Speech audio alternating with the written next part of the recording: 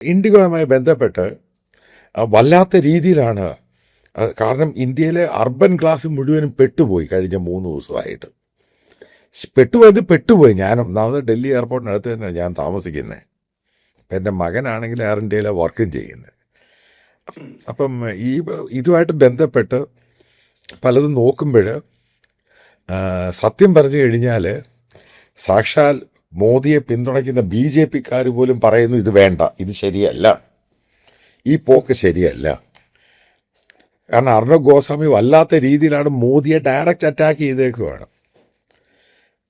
അത് വലിയ സംഭവമായി മാറി. ഈ ഇഷ്യൂമായി ബന്ധപ്പെട്ട് ഇൻഡിഗോ എയർ ഇന്ത്യ അറ്റാക്ക് ചെയ്യുന്നു. ഇതിൻ്റെ ബേസിക്കലി എന്താണ് ഉണ്ടായത്? ഇത് നിയമം FDTL, flight data flight duty time limitation എന്ന് പറയുന്നത് വർഷങ്ങളായിട്ട് എല്ലാ എയർലൈൻസും ലോകമെമ്പാടുമുള്ള എല്ലാ ഓപ്പറേറ്റേഴ്സിനും വേണ്ടിയിട്ട് അവിടുത്തെ ഒരു ഓപ്പറേറ്റിംഗ് ബോഡി ഉണ്ടായിരിക്കും. DGCA, FAA, European union. അവരൊരു ഫറ്റീഗ്, അതായത് നമ്മൾ ഒരുപാട് പേര് ചിന്തിക്കുന്ന വെച്ചാൽ ഈ എയറിലെ ജോലി എടുക്കുക എന്ന് പറയുന്നത് ഫറ്റീഗ് പെട്ടെന്ന് ഭൂമിയിൽ നമ്മൾ ചെയ്യുന്നതിനെക്കാട്ടും ഇരട്ടി എനർജി വേണം. നമ്മളൊരു കംപ്രസ്ഡ് ആയിട്ടുള്ള ക്യാബിനിലാണ് ഒരു വർക്ക് ചെയ്യുന്നത്, പൈലറ്റും ക്യാബിൻ ക്രൂസൽ. അപ്പൊ അതുകൊണ്ട് ഇരട്ടി എനർജി വേണം, ബോഡി ഫറ്റീഗ് ആവും.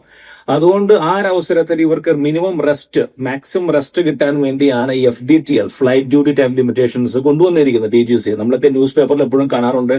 സമയം വൈകിയതുകൊണ്ട്, സമയം തീർന്നത് കൊണ്ട് പൈലറ്റ് ഇറങ്ങിപ്പോയി. എയർ ഇന്ത്യയിലൊക്കെ നമുക്ക് കാണാറില്ല, കൊച്ചി വിമാനം വൈകി, പൈലറ്റ് ഇറങ്ങിപ്പോയി. കാരണം വളരെ സിമ്പിൾ ആണ്, അവർ ഡ്യൂട്ടി ടൈം അവർക്ക് അത് കടന്നിരിക്കുന്നു.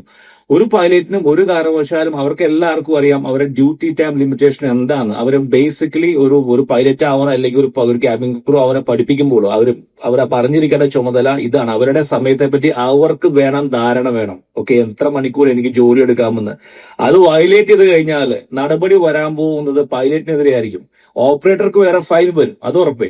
പക്ഷേ ലൈസൻസ് അങ്ങ് സസ്പെൻഡ് ചെയ്യും ആരുടെ, പൈലറ്റിന്റെയും ക്യാബിൻ ക്രൂവിന്റെ. അപ്പൊ അതുകൊണ്ട് ഓരോ വ്യക്തിയും അവരവരുടെ FDTL വളരെയധികം ബോധവാന്മാരാണ്. അവിടെ നിൽക്കട്ടെ, ഇനി എന്താണ് ചേഞ്ച് വന്നിരിക്കുന്നത് വെച്ചാൽ, മെയിൻ ആയിട്ട് ഇൻഡിഗോന് എഫക്ട് ചെയ്തിരിക്കുന്ന 2 തരം ചേഞ്ച് ആണ്. 48 മണിക്കൂർ കോൺസിക്യൂട്ടീവായി അവധി കൊടുക്കും, 2 ദിവസം, ശനി ഞായറും അവധി പോലെ. ഒരു ഏവിയേഷനിൽ DGCA പറഞ്ഞിരിക്കുകയാണ് 48 മണിക്കൂർ എന്ന് പറയുന്നത് ഏവിയേഷനിൽ വളരെ വളരെ ബുദ്ധിമുട്ടാണ്. കാരണം ഏവിയേഷൻ എന്ന് പറഞ്ഞാൽ സാറേ തിൻ മാർജിനാണ്, റേസർ തിൻ മാർജിൻ എന്ന് പറയാൻ സാധിക്കും. നമുക്ക് ഗോ എയർവേസ് അടച്ചുപോയി, സ്പൈസ് അടയ്ക്കുന്ന അവസ്ഥയിലാണ്. എയർ ഇന്ത്യ പ്രോഫിറ്റ് ഉണ്ടാക്കിയിട്ട് വർഷങ്ങളായി. ജെറ്റ് എയർവേസ് അടച്ചുപോയി, കിങ്ഫിഷർ അടച്ചു, അങ്ങനെ എത്രയോ കമ്പനി അടച്ചു പോയിരിക്കുന്നു. വളരെ ടഫായിട്ട് ബിസിനസ് ആണ്. അവിടെ ഒരു റൂം ഫോർ എറർ വളരെ വളരെ കുറവാണ്. അപ്പൊ 48 മണിക്കൂർ അടുപ്പിച്ച് അവധി കൊടുക്കുക എന്ന് പറഞ്ഞു കഴിഞ്ഞാൽ ഏവിയേഷനിൽ അല്പം പാടുള്ള കാര്യമാണ്.